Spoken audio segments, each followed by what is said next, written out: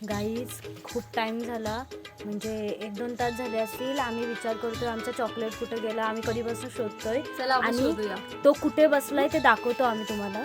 बघा, सी एवढा कोपऱ्यात जाऊन बसलाय आणि आम्ही एवढे त्याला आवाज देतोय तरी येत नव्हता. काय चॉकलेट काढलंय. या चॉकलेट आलंच खाली. चॉकलेट. जायला बघतोय. त्याला परत तिथेच जायचंय. अरे बघा, आमच्या सोबत राहत नाही. त्याला काय एवढी ती जागा आवडली. हाय बोल हाय बोल. हाय बोल चॉकलेट.